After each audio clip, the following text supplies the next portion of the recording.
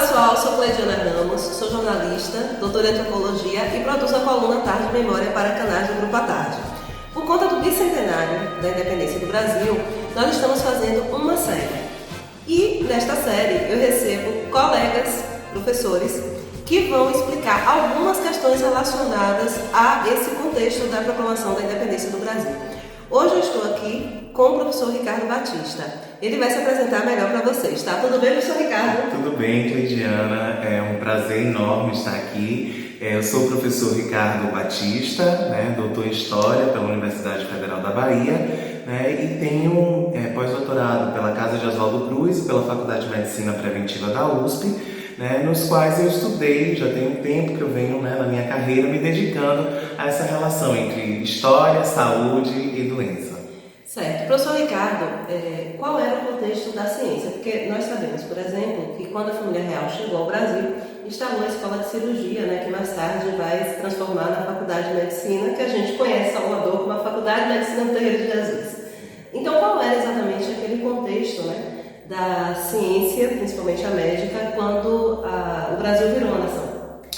Ok, o Brasil, ele recebe, a família real vem para o Brasil, e nesse processo há a criação de algumas instituições. Já havia registros de pequenas agremiações científicas, mas eu acho que na vinda da família real você tem uma coisa importante, dois marcos talvez que nós poderíamos pontuar.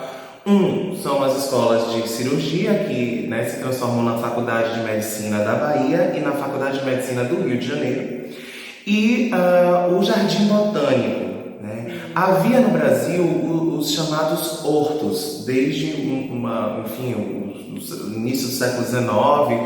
Você tinha um horto, inclusive, em Belém, que talvez tenha sido o primeiro, e depois Pernambuco. E a gente tem o horto que se transforma no Jardim Botânico, que é da Lagoa Rodrigo de Freitas, no Rio de Janeiro, que vão cumprir um papel importante no campo das ciências. Por quê? Porque esses hortos, que depois se transformaram em jardins botânicos, eles tinham como objetivo fazer um processo de aclimatação das chamadas plantas exóticas. Então, esses hortos, eles funcionaram, esses jardins botânicos, eles funcionaram como um verdadeiro laboratório, onde você importava plantas de diferentes lugares do mundo, e isso fazia com que os naturalistas daquele período eles tivessem conhecimento mesmo daquelas espécies e das possibilidades existentes para que aquelas espécies fossem então adaptadas ou transplantadas para o Brasil. No caso das escolas cirúrgicas, médicas, você tem um ensino que ainda era muito pautado numa medicina miasmática. Nós temos o trabalho do professor João José Reis, que fala da cemiterada, que foi um evento que aconteceu em 1835, por conta da iniciativa, da tentativa de criar um cemitério. Por quê? Por que criar um cemitério? Porque acreditava-se que os miasmas ou esses ares apodrecidos corrompiam o ar, e que isso poderia prejudicar a saúde das pessoas. E as pessoas se revoltaram porque elas não queriam deixar de serem enterradas nas igrejas. Então, assim, é uma medicina miasmática, ainda que tenha essa característica. É uma medicina que é diferente da que a gente conhece hoje, porque tinha uma questão toda dos humores, o que é quente, o frio. Então, se seu corpo está quente, aquilo tem um significado. Não havia uma divisão de especialidades médicas ainda na primeira metade do século XX, e o ensino ocorria por meio de bonecos. Você não utilizava pessoas, corpos para poder estudar anatomia, não era todo feito com bonecos. E assim, nós temos um marco que é importante, que é no final do século XIX, que é a Revolução Bacteriológica. Quer dizer, as pessoas vão para o microscópio, inclusive com as contribuições do Pasteur. As pessoas vão lá na França, as pessoas vão para o microscópio, as pessoas entendem que cada micro-organismo gera uma doença. Então, nesse período ali do contexto da independência, isso ainda não existia. Então era uma medicina muito a partir dos sintomas que você tinha, que as pessoas tinham, né? Havia uma circulação de conhecimento, de ervas também, porque a medicina, então, no período da independência, ela era uma medicina em que um médico ele se aproximava muito de qualquer outro praticante das artes dos saberes tradicionais, o que nós chamamos hoje das artes de curar. Então, por exemplo, você tinha os colégios jesuítas que estavam, por exemplo, em Brasil, Goa, né, no Império Português, Império Colonial Português, nas colônias portuguesas, e havia, por exemplo, um trânsito de conhecimento sobre as ervas que poderiam servir para determinadas enfermidades. Essas ervas, elas não eram muito diferentes daquela que os sangradores, barbeiros, curandeiros, enfim, utilizavam. Então, não era essa medicina, não era essa ciência que a gente conhece, né, que a gente tem hoje. Quando a gente olha um pouco, né, o próprio desenrolar depois da faculdade de medicina, né, dessa escola de cirurgia, que depois da faculdade de medicina, a gente percebe que ela vai ter, vem para a Bahia muitos alunos, estudantes que depois vão ganhar algum tipo de projeção de outras províncias, de outras províncias, né? Sim, sim. Para a Bahia, né? Então a Bahia tem essa importância, de fato. Ela tem essa importância, enfim, acho que divide com o Rio de Janeiro, porque o Rio de Janeiro é a corte. Então, inclusive, se a gente for pensar, talvez para alguns grupos econômicos, especialmente aqueles de maiores posses, talvez para eles era um status maior mandar para o Rio de Janeiro do que para a Bahia, embora a gente tenha recebido pessoas de diferentes províncias e que depois, inclusive, foram para o Rio de Janeiro e se tornaram professores na faculdade lá no Rio de Janeiro, enfim, outras instituições de ciência no Rio de Janeiro.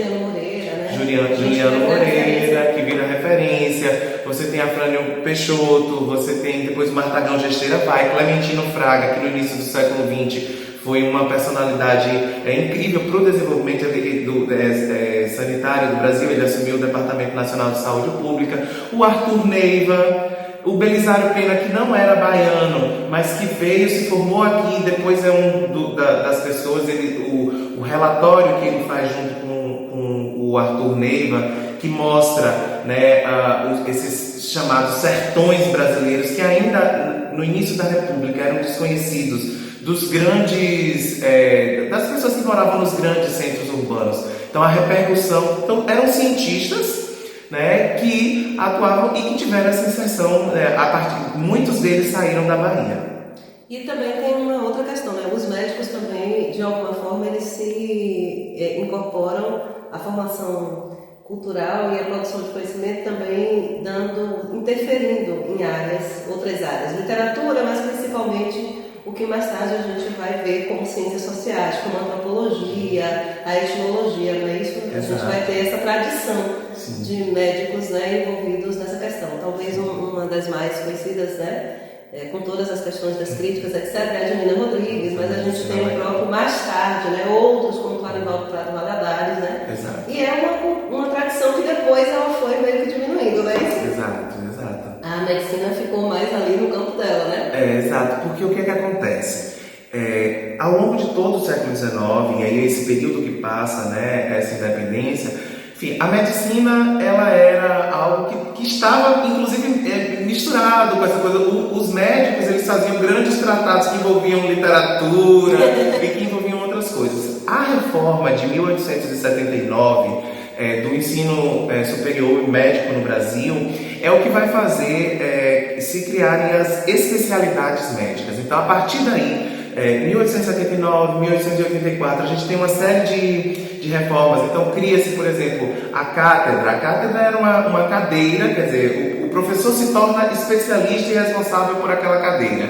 Então, a cátedra de pediatria, a cátedra de dermatologia e doenças venéreas, a cátedra de oftalmologia. Então, é a partir daí que a medicina começa a se colocar de uma forma mais semelhante como a gente compreende hoje, né? Então, eles vão buscar, inclusive, essa autoridade médica que é colocada na primeira metade do século XX vem daí. Então, olha, eu domino esse campo específico, né? E aí eu entendo também que, por exemplo, para tratar, enfim, da infância, das crianças, se eu sou um pediatra, eu preciso de um conjunto de conhecimentos que é diferente de quem trata, por exemplo, da sífilis, né? Então, assim, são coisas aí diferenciadas e rompe com a ideia do médico que cuidava do seu corpo todo, que colocava sanguessugas, que muitas das vezes mais prejudicava do que, enfim, ajudava. Então, tem essa construção. Uma coisa que é importante, alguns autores, como Flávio Edler, colocam, que as pessoas colocam esse momento da ruptura da medicina, de uma medicina bacteriológica, como se ali tivesse iniciado realmente o momento a ciência, quer dizer, ou uma medicina científica, né? E não é isso. Eu acho que a gente tem que entender que cada momento, a medicina, o conceito de medicina não é único, a ideia de medicina não é única.